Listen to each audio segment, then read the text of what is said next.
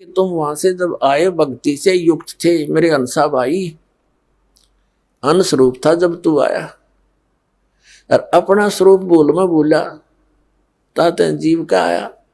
अब तू अपना वास्तविक स्वरूप और स्थान भूल चुका है, इसलिए तू यहाँ भिखारी बना फिरा है और यहाँ सुख हो ही नहीं सकता। चाहे राष्ट्रपति बन ले, कोई न कोई टेंशन उसके, को पारिवारिक आपदा हो जाएगी, कोई शरीर में उसके अपने ऐसी बीमारी लग जाएगी, डॉक्टर भी फेल हो जाएंगे। भक्ति इन प्राणी का, क्योंकि पूर्व जन्म के पुण्यों से उच्च पोस्ट पद प्राप्त करता है, अच्छा धन प्राप्त करता है, क्योंकि पहले जन्मों की बैटरी चार्ज है। आगे चार्जर ना लगने से बैटरी कितने दिन काम करेगी, एक दिन उसने अपना काम छोड़ना ही छोड़ना है।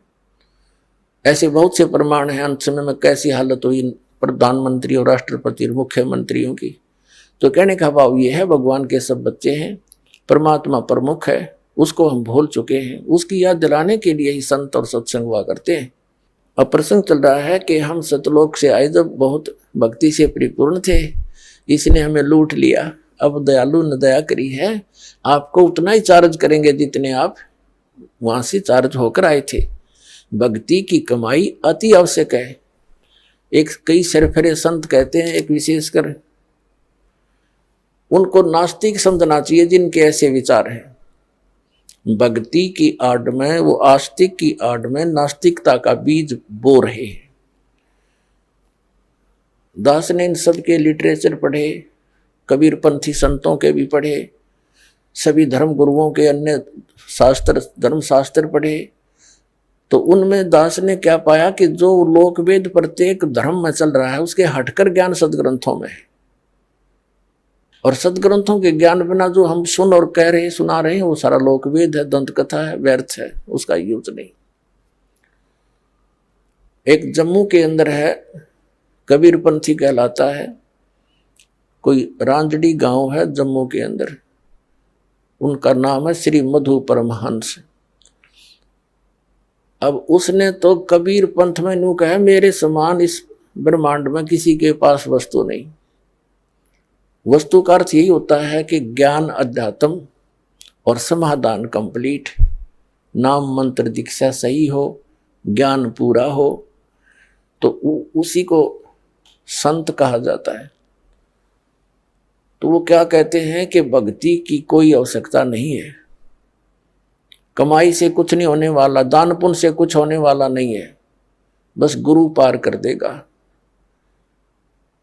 और वो क्या करता है, उसने क्या विधान बताया है, कैसा जाना है परमात्मा को।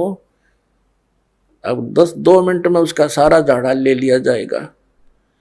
वो क्या बताता है कि पहले परमात्मा गुप्त थे, सृष्टि रचना सुनाई है उसने। फिर उन्होंने परमात्मा ने एक शब्द उच्चारा, उससे प्रकाश होगा, अद्भुत अनंत। फिर वो परमात्मा उस प्रकाश में समा गए जैसा चीनी पानी में। तो फिर वो अमरलोक बन गया। वो परमात्मा भी और वो प्रकाश दोनों मिलकर अमरलोक हो गया। फिर ने कहा परम पुरुष ने, अमर पुरुष ने फिर उस अपने अंदर से उस प्रकाश को ऊपर न उछाल दिया, छोटे छोटे कण से बन गए।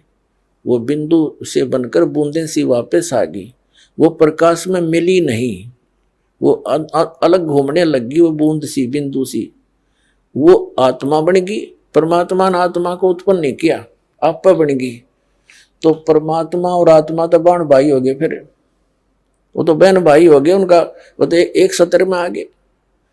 फिर आगे क्या कहता है कि सार नाम आदि नाम, सार शब्द, सच्चा नाम यानी सतनाम, और शब्द विधे और नी शब्द, और कहती है सतपुरुष ही है। और सतपुरुष क्या है, फिर अमरलोक। अमरलोक क्या, वो प्रकाश का लोथड़ा। खाके कबीरपंथी ये काल के दूत हैं पक्के, और काल के भेजे भी न कह का पता नहीं, और नाम देता है सतनाम और सतगुरु। सतनाम का कख नहीं पता इसको।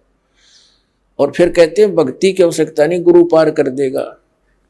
एक तो नाम देता सतनाम, ये एक देता सतगुरु, ये तो जाप करो। और एक कान में कर देता हूँ। अब जो दीक्षा लेने वाला व्यक्ति है वो कहता गुरु जी को समझा नहीं मैंने, वो कहता है यो वाणी का विषय नहीं है, ये तो कहा ना जाए, लिखा ना जाए, बोला ना जाए, वो मैंने तेरे अंदर विस्फोट कर दिया, ऊर्जा छोड़ दी। और फिर नो कहे इसकी सुरत नृत्य, इसका जाप करना चाहिए, बड़ा ध्यान लगाना चाहिए। कहीं तो कहता है कमाई की आवश्यकता नहीं, फिर नो कहे इस पर ध्यान लगाना चाहिए। अरे ध्यान कैसे लगाए प्राणी, ना तो उस गुरु ने पता क्यों वाणी का विषय नहीं, उसने बोल के सुनाया नहीं, और ध्यान टट्टू का ला होगा, उसने ये नहीं पता ध्यान लाऊं किस चीज पे। और दूसरे ये कहता है कि गुरु पार कर देगा, भक्ति की कोई आवश्यकता नहीं, नाम की कमाई कुछ नहीं करेगी। जैसे कोई टीचर ये कहे कि विद्यार्थियों तुम्हें पढ़ने की आवश्यकता नहीं है, टीचर पास कर देगा, बस फिर बच्चा और के चाहिए, फिर मौज होगी होता मारो मौज। ये खाक टीचर है, बैठा दिया पूरे अध्यात्म मार्ग का। तो ऐसे व्यक्ति ये स्टेटमेंट उस समय देते हैं कि चेले भाग ना जा। जैसे आप देखते हो धन सतगुरु राधा स्वामी, विशेषकर ये धन सतगुरु सच्चा सौदा सरसा डेरे वाले जगमाल वाले, इन तक गांठ पल्ला ला रखी है कि बस गुरु पार सतगुरु पार कर देंगे, पिताजी पार कर देंगे। और बीड़ी ये पीवे, कख ज्ञान इनको दी, भक्ति का मार्ग इनके पास नहीं, वो गुरु पार कर देगा। वो आप तो हो गए दिखाइयो पार। अब शिवदयाल पार हुआ नहीं, भूत बना बैठा उसमें बुक्की में, जो इनका हेड ऑफ द डिपार्टमेंट। अब बाकी कहाँ जाएंगे। दास का उद्देश्य किसी को मिसगाइड करना नहीं, बिल्कुल राह बताने का उद्देश्य रखता हूं।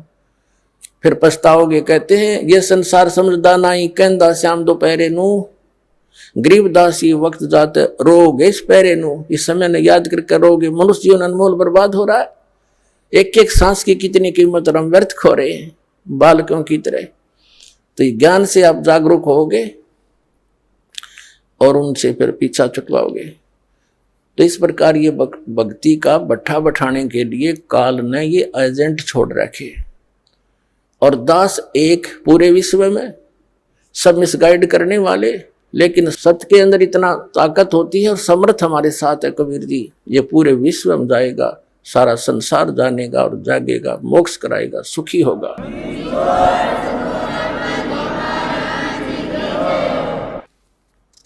अब ये कबीर पंथी होकर के ये कहते हैं भक्ति काम नहीं करे तो पक्के दुश्मन है। फिर परमात्मा कबीर जी के भी दुश्मन है ये लोग। अब क्या बताते हैं परमात्मा।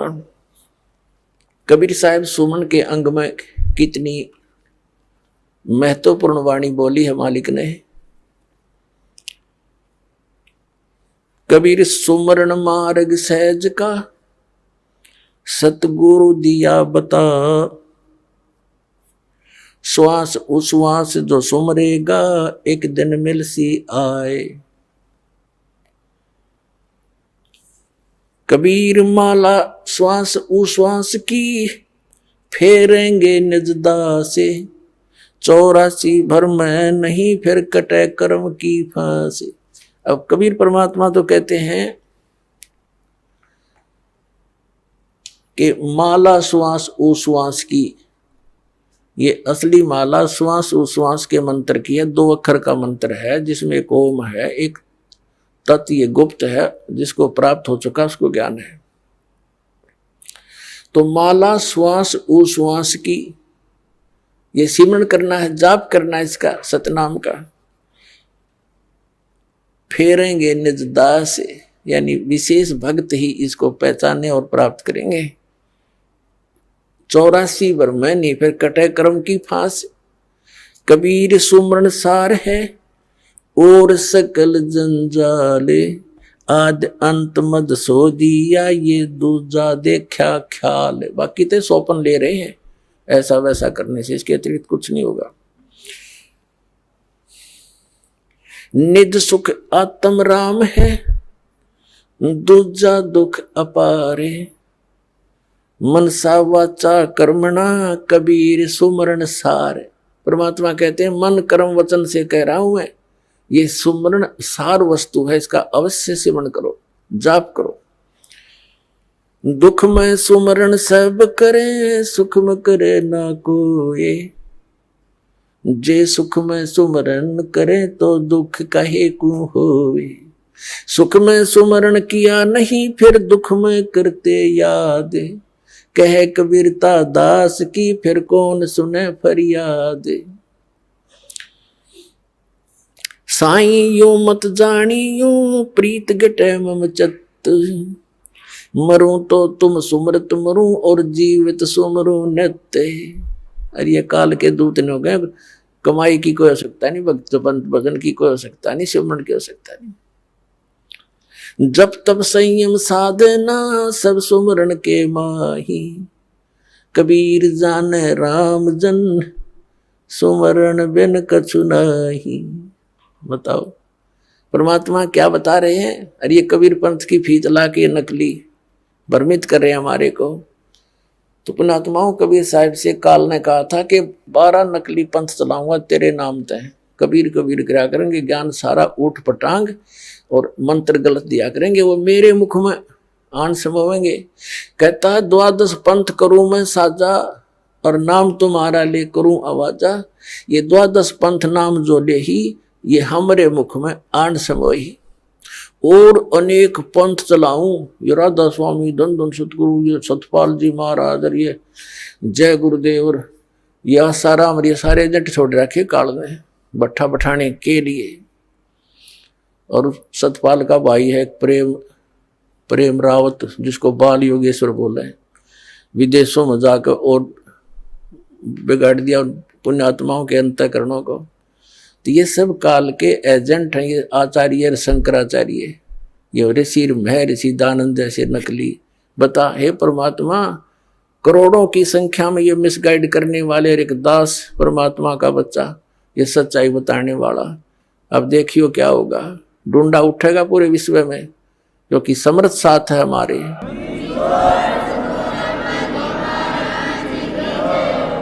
कबीर परमात्मा का वचन है, जिसके एक वचन से सब ब्रह्मांड घूम रहे हैं, उसके वचन को कोई फेल कर सकता है। इन्होंने एडी से चोटी तक जोर लगा कर देख लिया, क्रोथा कांड करके ऐसा बदनाम कर दिया मीडिया के द्वारा इस दास को, और आश्रम छीन लिया, जेल में डाल दिया झूठे केस बना के। आज देखो समर्थ का हमारे साथ है, लेकिन हमने किसी से कोई गिल्ला नहीं है। हमारा तो मार्ग परमात्मा ने बताया है, कबीर दो तो को काटा वो बता को वो तो फूल, और तोहे फूल के फूल हैं बाको है त्रिशूल, उसको अपनी करनी आप पाएगा। कबीर सत नाम सुमर ले, प्राण जाएंगे छूटे। घर के प्यारे आदमी ही चलते लेंगे लूटे। और वो नौका बोला भक्ति की कोई आवश्यकता नहीं, कमाई नाम की कोई काम नहीं करे। कबीर लूट सको तो लूटियो, राम नाम की लूटे। पीछे फिर पछताओगे, प्राण जहांगे छूटे। कबीर चिंता तो सतनाम की, और न चिंता दास है। जो कुछ चिंता नाम बिना, वाए काल की फांस है।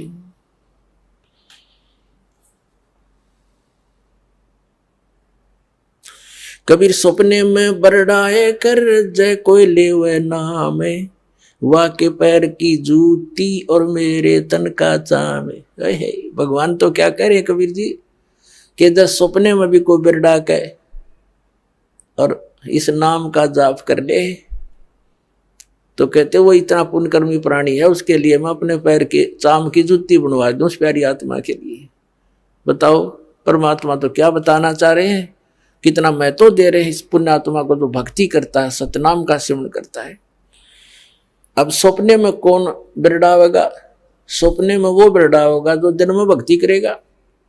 जैसी दिन में क्रियाएं करते हैं, रात को भी वही आएंगे सपने। सारे दिन जैसे कोई केले बेचे है, ले लो 10 के 20, 10 के 20, 10 के 20, 2 के 40 के दर्जन। अब रात ने भी नहीं करेगा, ले लो 10 के 20, 10 के 20, क्योंकि उसका अभ्यास दिन में जो बन गया, स्वप्न में भी वो यही बोलेगा। तो ऐसे ही पुण्यात्माओं, हम दिन में जैसी रटना लगाएंगे भगवान के भजन की, चिंता, उस नाम के सिमरण की, भगवान के सत्संग की, ज्ञान की, तो हमने सपने भी वही आया करेंगे। तो वो कितना पुण्यकर्मी प्राणी है उस परम पिता का बच्चा, के सपने में बिरड़ा के बुद्ध बुद्धा जो स्वप्न बुद्ध बुद्धा जो राम राम सतनाम जैसे सिमरण दे रखा है ऐसा। कहते हैं सपने में बिरडाए कह जाए कोई ले वह नाम, ले दे एक बार नाम यानी स्मरण कर दे तो वाह के पैर की जूती और मेरे तन का चाम। मुझे इतना प्यारा वो बच्चा। कबीर कहता हूं कई जात हूं सुनता है सबको, सुमरण से भला होवेगा ना तो भला ना होवे। बताओ परमात्मा ने तो कमाल कर रखा है, तो ये ज्ञानहीन प्राणी मूर्ख बनाए बैठे हैं जनता को। पुण्यात्माओं प्रसंग चला है, कबीर साहब कहते हैं सतगुरु के उपदेश का लाया एक विचारे, जय सतगुरु मिलते नहीं हम जाते नरक दुआरे। नरक द्वार में दूत सब करते खेचा ताने, उनसे कबू ना छूटता फिर फिरता चारों खाने। चार खानी में भरमता कबू न लगता पारे, सो फेरा सब मिट गया मेरे सतगुरु के उपकार। सात समंदर की मसी करूं और लिखनी करूं बन राय, धरती का कागज करूं गुरु गुण लिख्यो न जाए। गुरु मानुष कर जानते ते नर कहिए अंधे, ओवे दुखी संसार में फिर आग काल के फंदे। अपना आत्मा परमात्मा कितना महत्व बताते हैं सतगुरु का, सच्चे गुरु का। जय सतगुरु मिलते नहीं हम जाते नरक द्वार, और नरक द्वार में दूत सब फिर करते खेचा तान, उनसे कदे ने छूटता और फिर फिरता चारों खान। उसके बाद नरक भोग के उनके जूते खाकर यम के दूतों के फिर नरक 84 लाख योनियों में आता। और फिर क्या बताते हैं, चार खानी में भरमता और कबू ना लगता पार, सो फेरा सब मिट गया मेरे सतगुरु के उपकार। इन सब से बाईपास निकाल दिया गुरु जी ने, सतगुरु ने। तो ऐसे सतगुरु की महिमा को लिखने लगूं, कहते सात समंदर की मसी करूं और लेखनी, मसी माने इंक, सात समुद्रा की स्याही बना लूं और पूरी पृथ्वी जितना कागज ले लूं और सभी पेड़ पौधों की कलम बना बना रख लूं। एक वृक्ष के अंदर कितनी कलम बन जाएगी, करोड़ों। और कहते सारी कलम घिस जा, समुद्र जैसी स्याही भी खत्म हो जाए और धरती जितना कागज भी शेष उसमें जगह ना रहे। लिखते लिखते तो गुरु गुण लिखा नहीं जाए, तो लिख के दिखाओ उसे सतगुरु के गुण को। एक कुत्ते के जीवन में लिखने लग जाओ, सुबह लेकर शाम तक वो कितना कष्ट उठाता है। पहले तो प्लातून पाक रहा था, बनकर अच्छी पोस्ट प्राप्त करके 2 पैसे घर पर हो गए, भगवान बजा नहीं। अब कुत्ता बनकर सैर सपट्टे करता फिर रहा है। कबीर साहब कहते हैं अपनी वाणी में, बीबी पड़ते रहे थी और डोडी लगे थी वार, अब गातू गाड़े फिरती है वो बने कुतिया बाजार। वो नवाबों की लड़की औरतें, स्त्रियां और राजाओं की स्त्रियां पर्दों में रहा करती थी, डोडी आगे उनके पैर लगा करते थे। कोई गैर व्यक्ति, ऐसा वैसा व्यक्ति हमारे घरों में प्रवेश ना हो जा। और ऊंचे घर की बहू बेटियां कहलाया करती थी। सत्संग में जाने से वो इज्जत बेइज्जती मानती थी, हमारी इज्जत नहीं रहेगी। हमारे बहू बेटियां यदि सत्संग में संतों के पास चली गई थी, अब वो कुतिया बनी अंडे बिना नी वस्त्र फिर रही है उस बाजार के अंदर सरेआम बिरन मट्टी करवा दी एक राम नाम बिना, इस झूठी चोचलों ने। तो क्या बताते हैं, बीबी पर्दे रहे थी और डोडी लगे थी बार, इब गा तू गाड़ी फिरे वह बन कुतिया बाजार। वो पर्दे की सुंदरी सुनो संदेशा मोर, अब गा तू गाड़े फिरती है वो करे सुरायों शोर। अब परमात्मा हमें याद दिलाना चाहते हैं, नकबे सर नकबे बनी वो पैरें थी हार हमेल, और सुंदरी से कुतिया बनी सुनो काल के खेल। अब क्या बताया है कि पहले तो वो क्योंकि काजू किशमिश के हलवे खाया करती थी, काजू किशमिश युक्त, और जूठे छोड़ा करती, उसको बांदियां खाती थी। एक क्योंकि पिछले पुनक्रम की बैटरी चार्ज थी उसकी, उसने खो खंडा खराब कर दिया। आगे कुतिया बन के एक टूक के लिए गलियों में धक्के खाती फिरे, शोर करती फिरी। तो इन दुखों को याद करके पुण्यात्मा परमात्मा याद आवेगा आपके। अभी तो हम अफलातून बन गए, क्योंकि हमने जो ट्रेनिंग मिली है संसार से वो तो धन कमाने की ही मिली है, संसारिक परंपराओं को निभाने की ही मिली है। परमात्मा के पाने की तो सतगुरु ही बताते हैं। और सतगुरु फिर क्या बताते हैं? सतगुरु बताते हैं, नाम सोमर ले सुकर्म कर ले, कौन जाने कल की खबर नहीं पल की। नाम सोमर ले सुकर्म कर ले, कौन जाने कल की खबर नहीं पल की। कोडी कोडी माया जोड़ी, इब बात करी छल की। कोडी कोडी माया जोड़ी, बात करे छल की। पाप पुण्य की बांधी पोटरिया, या कैसे हो हल की खबर नहीं पल की। नाम सुमर ले सुकर्म कर ले, कौन जाने कल की खबर नहीं पल की। मात पिता परिवार भाई बंधु, या तरिया मतलब की। मात पिता परिवार भाई बंधु, या तरिया मतलब की।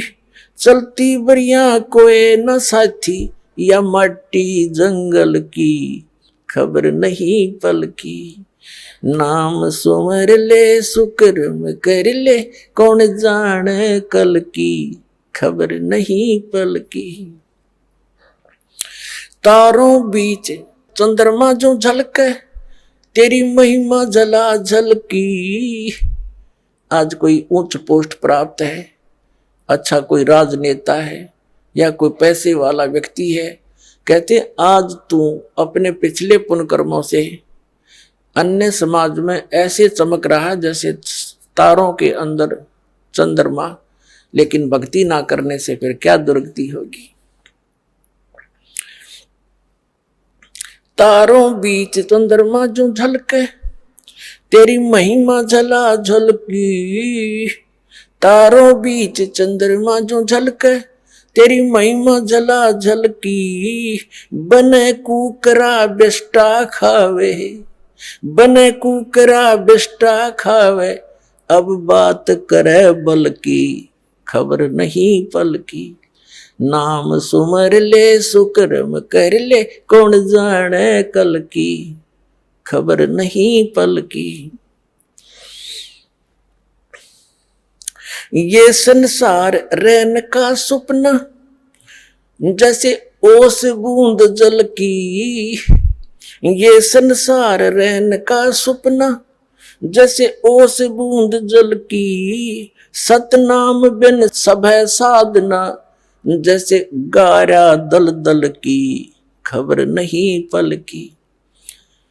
नाम सुमर ले सुकर्म कर ले, कौन जाने कल की खबर नहीं पल की।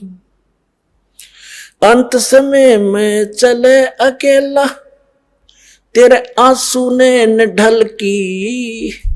अंत समय जब चले अकेला, तेरे आंसू ने न ढल की। कहे कबीर शरण गए मेरी, हो रक्षा जल थल की खबर नहीं पल की। नाम सुमर ले सुकर्म कर ले, कौन जाने कल की खबर नहीं पल की। देख काल ने हमारे साथ कैसा धोखा कर रखा, भगवान याद दिलाते हैं। अब सारा जीवन इसी परिवार पोषण के लिए संसारिक परंपराओं में ही जोड़ जुगाड़ में हम व्यतीत कर देते हैं। और बीच में ही किसी कारण से, रोग के कारण व्यक्ति मृत्यु को प्राप्त होने लगता है, फिर रोता है। तो परमात्मा कहते हैं कि जब तू इस भरे परिवार को छोड़ कर जाएगी आत्मा, तो पछाड़ खा खा रोएगी, क्योंकि जिसके लिए तू यहां सारा जीवन खो दिया वो तेरे साथ जा नहीं रहा। आगे तेरे साथ जो वस्तु चाहिए थी वो तुझे तेरे पास है नहीं, तो फिर इतना रोएगी बुरी तरह। कहते हिडकी दे दे रोएगी है सुरता, जब तू चल लेगी अकेली। आत्मा को कह रहे, तो यहां परमात्मा कह रहे हैं अंत समय जब तू चले अकेला, तेरे आंसू नैन ढलकी, फिर रोएगा, फिर फायदा क्या उस रोने का। अब इस ज्ञान को पहले सुने, फिर पहले रोने लग जा उस मालिक की तरफ में, उसका नाम जाप करे। संसारिक काम भी भगवान ने ठीक करा करे। राजा लोग भी अपने प्रयत्न से जब हार लेते हैं, थक जाते हैं, परमात्मा की शरण लेते हैं, और वो आपको सिद्धि मिलन लग रही शरण, फिर क्यों ना ले हम भी अपना वही भक्ति करें। अब परमात्मा पुण्यात्माओं हर तरह से हम इस सोई हुई भांग पी हुई आत्मा को जगाना चाहते हैं। हमने या काल की माया की भांग घनी पी रखी है, और परमात्मा ने भी एंटीबायोटिक इतनी बेशुमार दे रखी है, इसने तार का छोड़ेगी, ये सत्कर मान लिया। अब क्या बताते हैं, मन ने की कर ले 2 दिन का मेहमान, मन ने की कर ले 2 दिन का मेहमान। देख भगवान आकर रोया हमारे लिए, एक तारा लेकर खड़ा हो जाते थे चौराहे पर, आंखों में आंसू भरकर रोते थे। इस काल की भांग को पीकर हम इतने मदहोश हो गए हैं, लेकिन परमात्मा जगह जगह खड़े होकर के एक तारा लेकर के हमें इस काल के जाल को समझाया करते थे।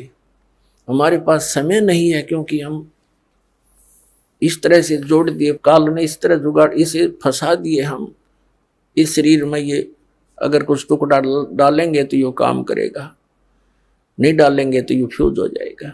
तो परमात्मा ने भी ऐसा ही मेथड बता दिया कि तू यू काम भी कर, पर भगवान जरूर बदले। नाम उठत नाम बैठत नाम सोवत जागवे, नाम खाते नाम पीते नाम से ती लागवे। जो साधना हठियो करते वो साधना ठीक नहीं, ये मार्ग ही सही यही था, इससे हमें अपरिचित करवा दिया काल ने। तो क्या बताते हैं परमात्मा,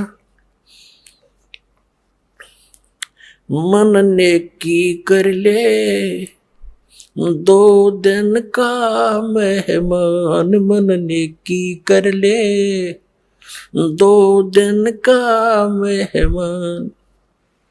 जोरू लड़का कुटुंब कबीला, 2 दिन का तन मन का मेला। ये जोरू लड़का तेरा कुटुंब कबीला, 2 दिन का तन मन का मेला।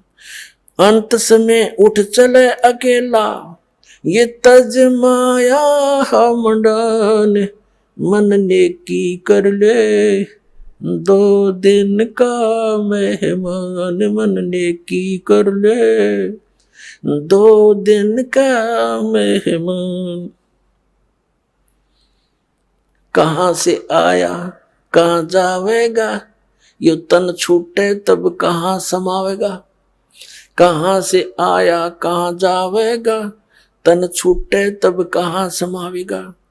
आखिर तुझको कौन कहेगा, गुरु बिन आत्म ज्ञान, मन ने की कर ले 2 दिन का मेहमान, मन ने की कर ले 2 दिन का मेहमान। कौन तुम्हारा सच्चा साईं, झूठी है ये सकल सगाई।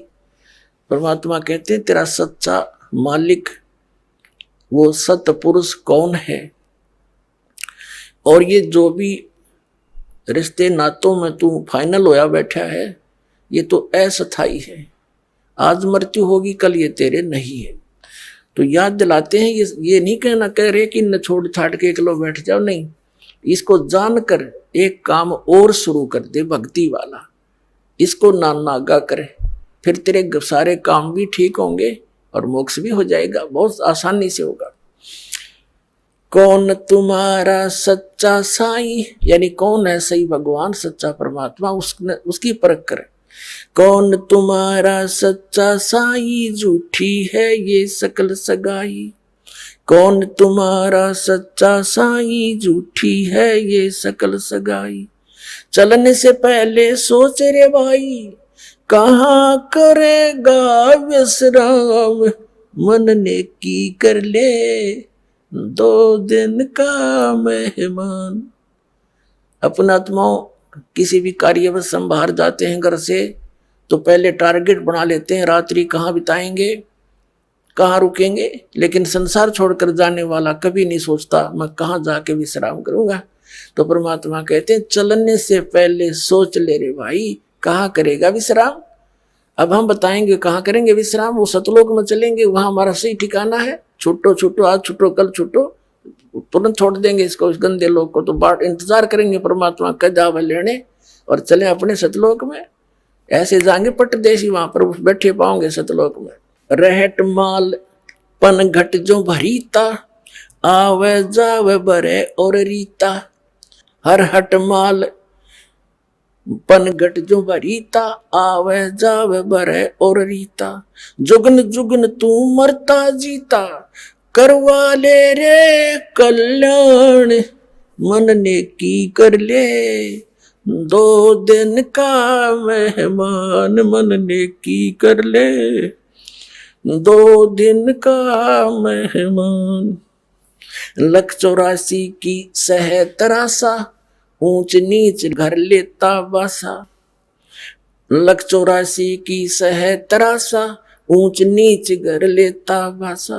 कह कबीर सब बेटा दूरासा, तू कर मेरी पहचान।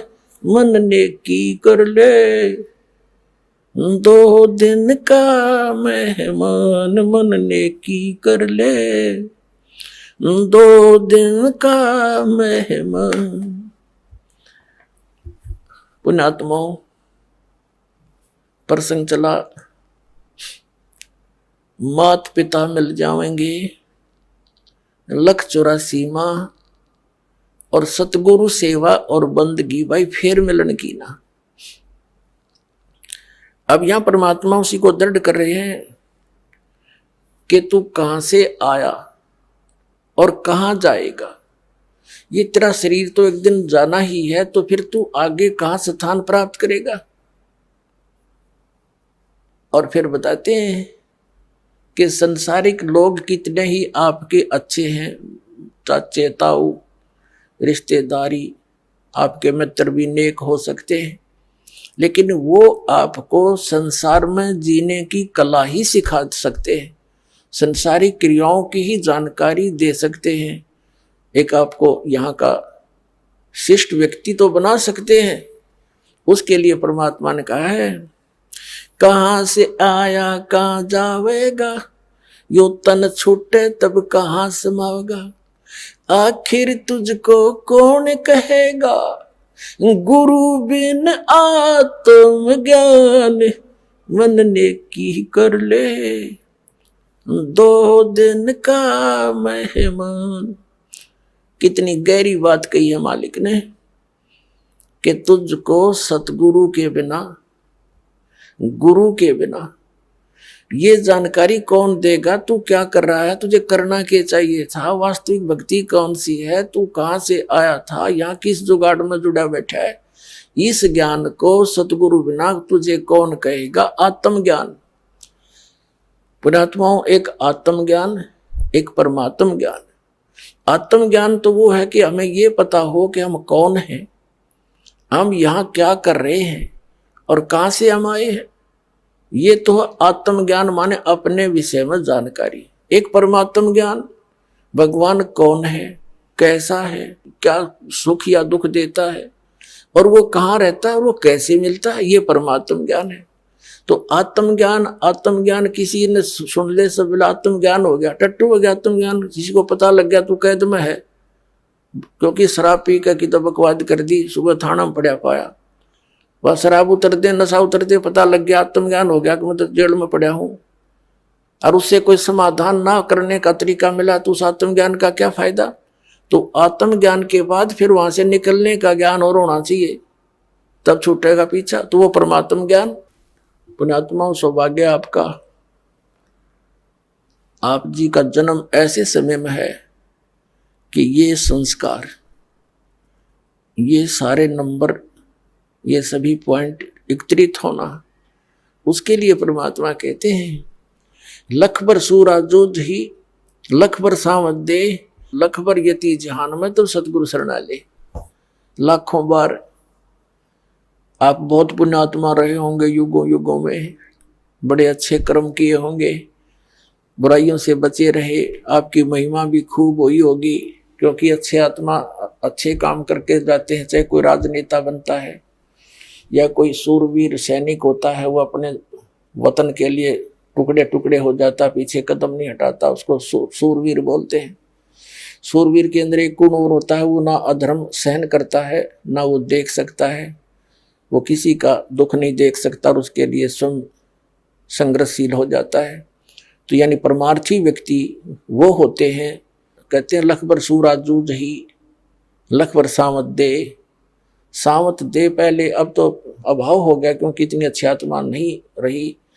पहले बहुत पुण्यकर्मी प्राणी होते थे, उनका कईयों का तो एक हाथ घुटनों से नीचे तक लंबा होता था, किसी के दोनों ही होते थे, उसको सावत देह बोलते थे। बहुत पुण्यकर्मी प्राणी होते थे, बड़ी नेक आदमी होते थे, वो किसी का बुरा नहीं करते थे, वो इतने शुद्ध विचारों के होते थे। और लख बर यति जहान में, यानी हनुमान जैसे बाल ब्रह्मचारी यति, तब ये सतगुरु शरणा ले, तब ऐसी पुण्यात्माओं को ये मिलता है। लाखों बार ऐसे शुभ संस्कार तुम्हें हो रह चुके होंगे। फिर बताया परमात्मा ने कि कबीर परमात्मा के ज्ञान को सुनकर गोरखनाथ बड़ा ज्ञानी बन गया था, उस बात सुना सुना के, और घने व्यक्तियों को उसने अपने पीछे लगा लिया था।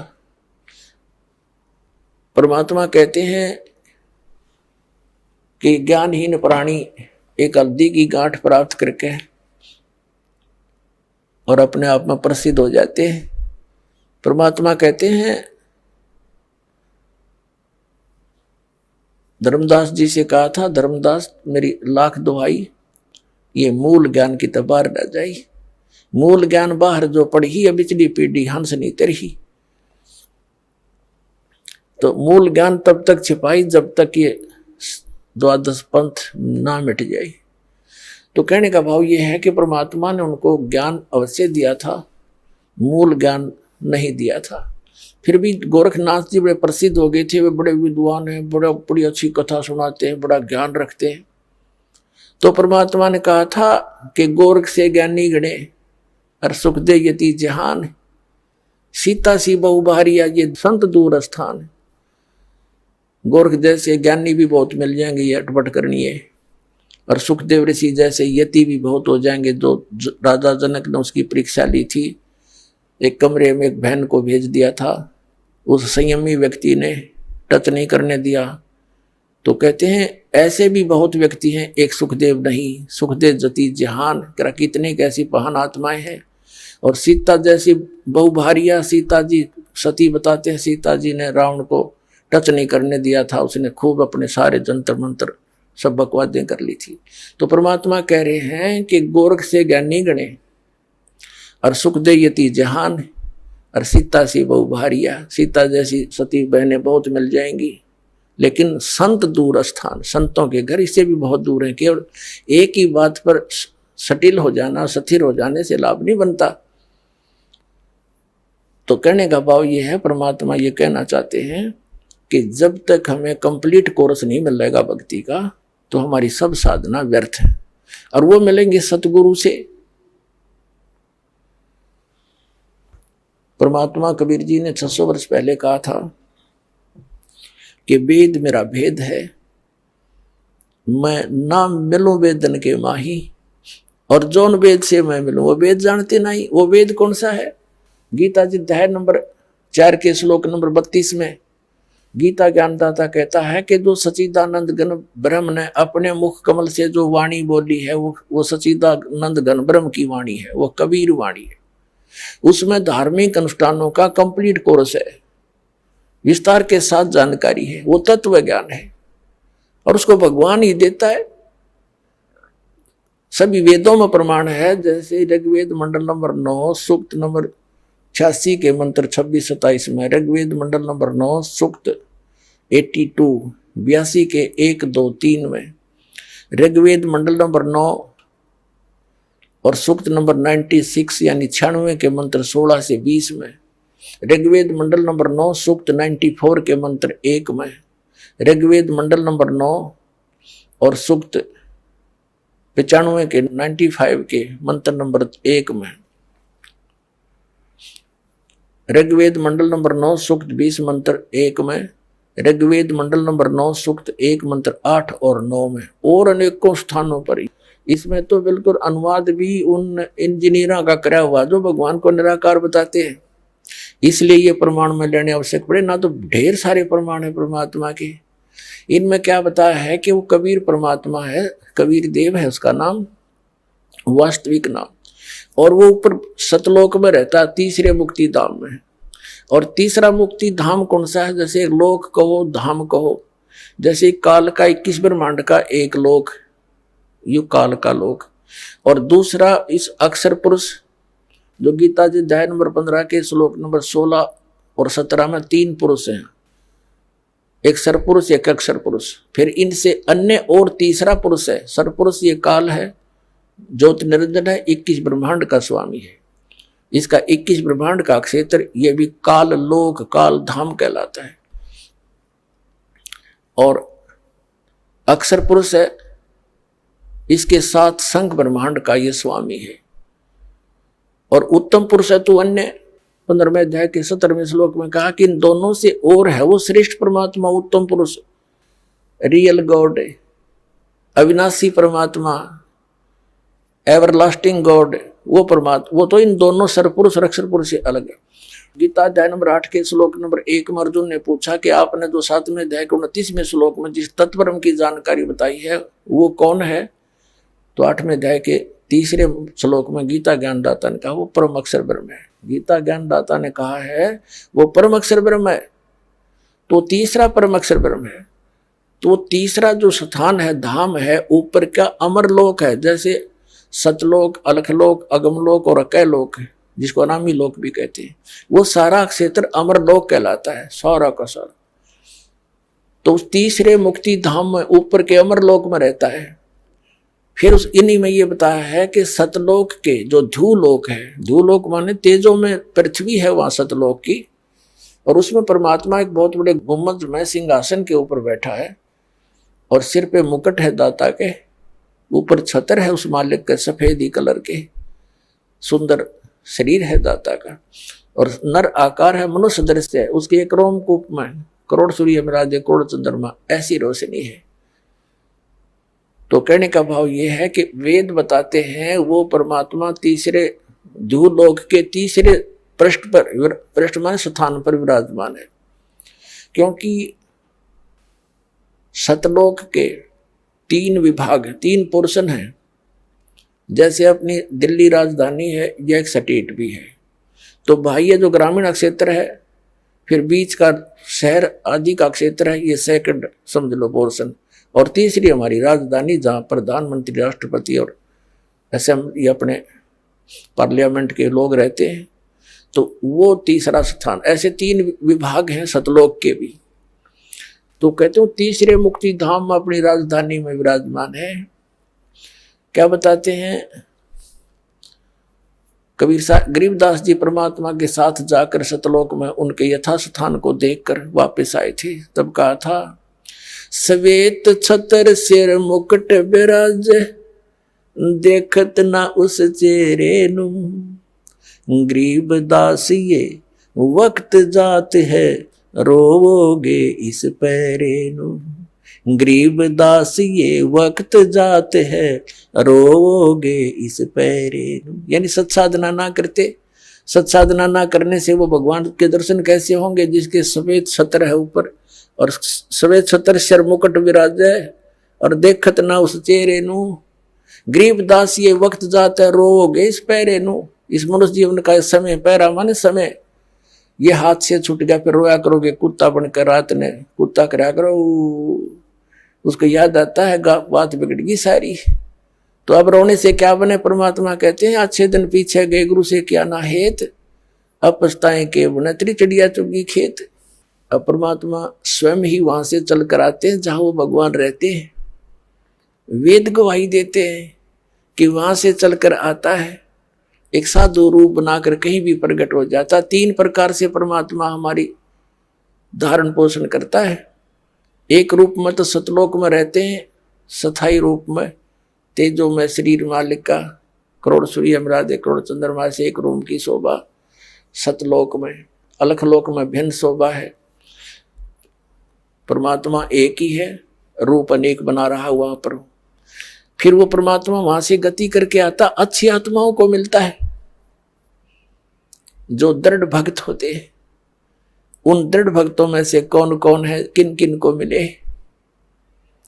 आदरणीय धर्मदास साहिब जी को मिले, आदरणीय मुल्कदास साहिब जी को मिले, आदरणीय नानक साहिब जी सिख धर्म के प्रवर्तक, आदरणीय नानक देव साहिब जी से मिले, आदरणीय दादू साहिब जी से मिले, आदरणीय गरीबदास साहिब गांव छुड़ानी जिला जज्जर वाले को मिले, आदरणीय गीसा दास साहिब गांव खेखड़ा जिला मेरठ उत्तर प्रदेश वाले को मिले, और अनेकों को मिले हैं। इनका तो मूल प्रमाण हमारे सदग्रंथों में हमारे पास उपलब्ध है। वैसे कोड वर्डों में सांकेतिक बहुत वर्णन और भी मिलता है, जैसे आदरणीय नामदेव जी को मालिक मिले थे आके, क्योंकि हम बच्चे उसी के हैं। वही आकर उसी को दया आती है जो अच्छी आत्मा भक्ति की तरफ अग्रसर है, मिसगाइडेड है, उनको आकर मिलते हैं। कहीं भी आकर कोई भी लीला कर लेते हैं, उनको सतमार्ग बताकर फिर अंतर्ध्यान हो जाते हैं। यथार्थ ज्ञान सुनने के बाद वो प्राणी उल्टा नहीं हटता थे, सारा संसार एक तरफ हो जा। और वो आदरणीय परमात्मा भक्तमती बहन मीराबाई को मालिक मिले। वो दृढ़ भक्तों को मिलते हैं जो पक्के भक्तों, टस से मस ना हो से सारा संसार एक तरफ हो जाए। अपनात्मा हमने सारा इनकम्प्लीट स्पिरिचुअल नॉलेज सुन रखा है, कति अधूरा सधूरा सा जिसका सिर पैर नहीं। तो इसको तत्व ज्ञान कहते हैं, जो सबको सेट करे और परिपूर्ण रूप से कथाओं को भी सही सुनाए। जैसे मीराबाई पिछले जन्म जन्मांतर की पुण्यकर्मी प्राणी थे, और काल उनको ऐसे स्थान पर पैदा कर देता है कि उनकी भक्ति कोई कर्ण ना दे। वो कैसे ठाकुरों के घर जन्म दे दिया। और राजस्थान के ठाकुर उस समय अपने आप को खुदा से नीचे नहीं मानते थे, अपनी बहन बेटियों को पर्दे में रखते थे, एक परंपरा थी उनकी। और स्वयं सब खेतों में या कहीं भी काम करना होता स्वयं करते थे। पशुओं का गोबर भी उठाकर बाहर कुर्डियों पर स्वयं डाला करते थे। अपनी बहन बेटियों को पर्दे में रखा करते, बाहर नहीं जाने देते थे। और कोई जाति थी तो उसको कलंकित माना जाता था, बहिष्कार करते थे, उसका बहुत विरोध करते थे, उसका बुरा हाल कर देते थे, यहां तक कि उसको मार भी देते थे। अब परमात्मा की आत्मा भगवान बन नहीं रह सकती और पिछले संस्कार उसको टिकने नहीं देते, जिसके परिणाम स्वरूप वो आत्मा परमात्मा के लिए कहीं ना कहीं भटक रही होती है। काल ने जगह जगह एजेंट बैठा रखे अपने। कहीं देखोगे कोई पूजा पाड़निया, कितने कोई पत्रालियां बैठा ला तेरी भविष्य बता दूं, आजा बैठ जा धर दे 20 रुपये। फिर ये नकली संत, ये पंथ बना रखे नेरे, ये सारे एजेंट काल ने छोड़ रखे मिसगाइड करने के लिए। आइए अब हम उन श्रद्धालुओं के अनुभव जानते हैं जो जगत गुरु तत्वदर्शी संत रामपाल जी महाराज जी से दीक्षा प्राप्त कर चुके हैं तथा उनके द्वारा बताए गए भक्ति मार्ग पर चल रहे हैं। नमस्कार जी। सत साहेब। क्या नाम है जी आपका? नीलम दासी। बहन जी आप कहाँ से आई हैं? जिला हाथरस, उत्तर प्रदेश, मुरसान। संत रामपाल जी महाराज से नाम दीक्षा आपने कब ली? 4 फरवरी 2011। संत रामपाल जी महाराज से नाम दीक्षा लेने से पहले क्या आप कोई भक्ति साधना भी करती थी? हाँ जी, मैं करती थी भाई साहब। मैं शिव जी की बहुत भक्ति करती थी और सभी देवी देवताओं की करती थी और शिव जी के मैं व्रत भी रखती थी। उन व्रतों को रखते रखते फिर किसी ने बताया कि आप संतोषी माँ का व्रत रख लो। मुझे कुछ लाभ नहीं हो रहे थे भगत जी, मैं बहुत परेशान थी और मेरे घर की आर्थिक स्थिति बहुत खराब थी। मेरे पति का मतलब कोई काम नहीं था और हम बहुत परेशान थे और कभी कोई बीमार तो कभी कोई बीमार, मतलब हम बहुत ही दुखी थे। तो फिर आप संत रामपाल जी महाराज की शरण में कैसे आईं? तो भाई साहब हमारे एक रिश्तेदार हैं, दिल्ली में रहते हैं, तो उन्होंने गुरुजी संत रामपाल जी महाराज से नाम दीक्षा ले रखी है। तो वो एक दिन ऐसे हमारे घर पे आए तो हम बहुत परेशान थे। तो उन्होंने देखा कि बोले कि मामी आप तो बहुत परेशान हो, मामा जी आप गुरुजी से संत रामपाल जी महाराज से वो नाम दीक्षा ले लो। तो हम बोले कि मैंने कि अब हम नहीं ले सकते, हमारे गले पे गांठ थी। तो हम बोले कि हम पहले वैसे दिखाएंगे झाड़ फूक, और गुरुजी तो बताते हैं कि किसी का मतलब वैसे नहीं दिखाना और बस भक्ति करो उससे ठीक हो जाए। मैंने कि पहले हम इसे दिखा लें फिर बाद में हम नाम दीक्षा ले लेंगे गुरुजी से। तो फिर हमने मतलब उनकी बात टाल दी। तो फिर बोले, फिर वो अपने मामा जी से बोले कि मामा जी आप सत्संग सुनो और मामी की परेशानी ठीक हो जाएगी और आपके घर की भी परेशानी ठीक हो जाएगी। तो उन्होंने मतलब सत्संग सुनाया, सृष्टि रचना सुनाई। तो मेरे जब तो कुछ समझ में नहीं आई तो उनके समझ में आई, मेरे जो पति हैं उनके समझ में आई। तो बोले कि जो बता रहा है लाला वो अच्छे सही बता रहा है और हम सत्संग सुनाएंगे, पहले फिर चलेंगे गुरुजी के आश्रम में। तो हमने फिर सत्संग सुना टीवी पे संत रामपाल जी महाराज का। तो हम सत्संग सुनते रहे 10-15 दिन हमने सत्संग सुना। तो सत्संग सुनते सुनते एकदम अंदर से ऐसी प्रेरणा आई कि हम अगर गुरु जी के यहाँ संत रामपाल जी महाराज के यहाँ जाएंगे तो हमारी परेशानी दूर हो जाएंगी। तो फिर उसी दिन से हमने प्रण निश्चय कर लिया हम संत रामपाल जी महाराज की शरण में जाएंगे पहले, तो वही हमारा कल्याण करेंगे। फिर हम उनसे हमने फोन किया अपने भांजे से, तो बोले कि मामी आप आ जाओ दिल्ली, मैं आपको ले चलूंगा। फिर वो हमें आश्रम ले गए, फिर हमने संत रामपाल जी महाराज से नाम दीक्षा ली। तो क्या संत रामपाल जी महाराज से नाम दीक्षा लेने के बाद आपको लाभ भी प्राप्त हुए? हाँ सर जी, बहुत लाभ हुए मुझे इतने लाभ हुए सर जी। पहले तो मेरी आर्थिक स्थिति इतनी खराब थी कि मैं कुछ भी सामान लाने के से पहले 4 बार सोचती थी और मेरे भगत जी का कोई काम नहीं था, तो हम बहुत परेशान थे। तो फिर एक दिन ऐसे ही हम बहुत दुखी हो रहे थे घर में, तो फिर संत रामपाल जी महाराज ने हमें घर में दर्शन दिए, मुझे ही दर्शन दिए संत रामपाल जी महाराज ने। तो मुझे ऐसे समझाया संत रामपाल जी महाराज ने कि मुझे मतलब मैं जानती हूँ मैं अपने जीवन में मुझे किसी ने भी नहीं समझाया होगा, मेरी मम्मी है, मेरे पूरा परिवार है, किसी ने नहीं समझाया मुझे इस तरीके से। तो मुझे वो समझा के गए, बेटा घबरा मत, तू भक्ति कर और सब कुछ ठीक हो जाएगा। तो उसके 15 दिन बाद ही गुजरात से फोन आता है, तो मेरे पति वहाँ चले गए काम करने, तो उनकी वहाँ जॉब लग गई। फिर वहाँ से आने के बाद फिर हमारा मतलब आर्थिक स्थिति बिल्कुल ठीक हो गई और हमारा मतलब सही से हम ठीक रहने लगे।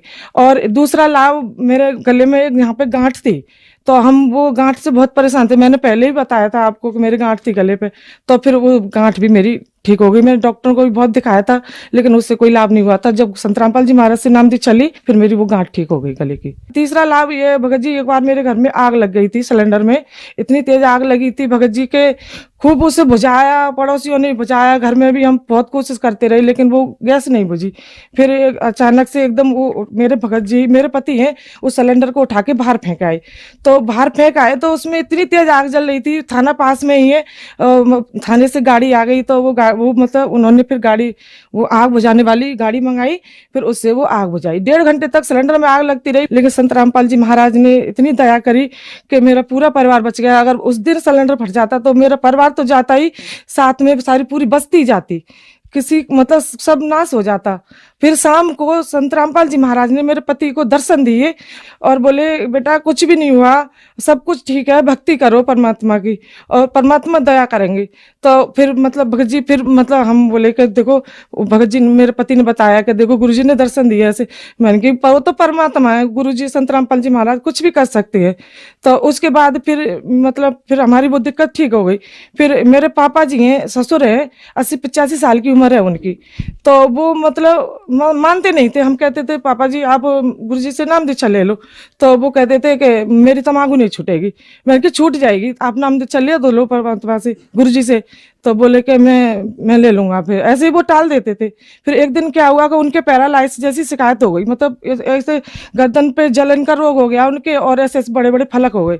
तो मैंने कि पापा जी अब भी मान जाओ, आप नाम दीक्षा ले लो गुरुजी से, आप ठीक हो जाओगे। तो बोले कि ठीक है मैं ले लूंगा नाम और पहले मैं ठीक हो जाऊं। मैंने कहा ठीक है हो जाओगे। फिर हमने डॉक्टर से उन्होंने दवा दिलवाई तो थोड़े वो मतलब आराम हो गया उनको, तो आराम हो गया। फिर हमने उनसे कही कि अब गुरुजी से नाम दीक्षा ले लो, तो बोले कि नहीं मेरी तम्बाकू नहीं छूटेगी। मैंने कहा आप ले तो लो, छूट जाएगी। फिर उन्होंने नाम दीक्षा ले ली। फिर उसके बाद 10-15 दिन दवा खाई थोड़ी डॉक्टर की, और गुरुजी से प्रार्थना लगाई और अमृत जल दिया परमात्मा का, वो बिल्कुल ठीक हो गई। उसके फिर 2 साल बाद उनके एक दिक्कत और बनी। 85 साल की उम्र है, बुजुर्ग है वैसे, लेकिन परमात्मा ने उसको भक्ति के लिए उम्र बढ़ाई। और एक नाक पे उनके यहाँ पे फोड़ा सा था, बहुत दिन से था। वो बताते थे कि मतलब उनने जब से होश संभाला उस तभी से था, तो अब आगे उनकी दिक्कत बढ़ गई। तो वो मतलब उसमें से पानी सा खून सा निकलता रहता था। तो फिर हमने दिखाया, वो बोले कि इसमें से खून निकलता रहता है, मुझे दिखा दो कहीं। तो मैंने कहा चलो दिखाते। फिर मैं दिखाने लगी हाथरस में। फिर उनके टेस्ट करवाए तो एक डॉक्टर ने तो मना कर दिया कि नहीं मैं नहीं देखूंगा, इनको हाथरस ले जाओ। फिर मैं दूसरी जगह ले गई, तो वहाँ पे फिर उसने कहा कि इनके कुछ भी हो सकता है, कैंसर वगैरह हो सकता है, पहले उनका चेक होगा। तो फिर मैंने कहा चलो ठीक है आप चेक करो। तो उन्होंने चेक किया, फिर 8 दिन बाद उन्होंने रिपोर्ट दी। तो फिर वो रिपोर्ट लेके आए तो उन डॉक्टर ने उनको ही बोल दिया कि बाबा आपके कैंसर है। तो वो सुन के वो घबरा गए अंदर से। और हमने कहा कि पापा जी आप संत रामपाल जी महाराज के शरण में हो, घबरा मत, ठीक हो जाओगे। तो बोले कि हाँ मैं ठीक हूँ, मुझे कुछ नहीं होगा। तो वो ऐसे ऊपर से तो सावधान थे, लेकिन अंदर ही अंदर घुटते रहे। लेकिन 8 दिन बाद उनकी इससे तबीयत खराब हुई, बहुत ज्यादा तबीयत खराब हो गई कि चलने फिरने के लायक भी नहीं रहे वो। और मतलब टट्टी पेशाब उनका सब निकल गया बिस्तर में। तो फिर हम उन्हें कोसी ले गए इलाज के लिए, हॉस्पिटल में एडमिट किया। फिर उनको हॉस्पिटल में जाके आईसीयू में भर्ती कर दिया। 3-4 दिन तक आईसीयू में भर्ती रहे वो। फिर हमने कहा कि गुरुजी से प्रार्थना लगाते संत रामपाल जी महाराज से। फिर हमने संत रामपाल जी महाराज से प्रार्थना लगाई और वहां से जवाब आया कि बेटा ठीक हो जाएगा और भक्ति करो और परमात्मा की, परमात्मा दया करेंगे।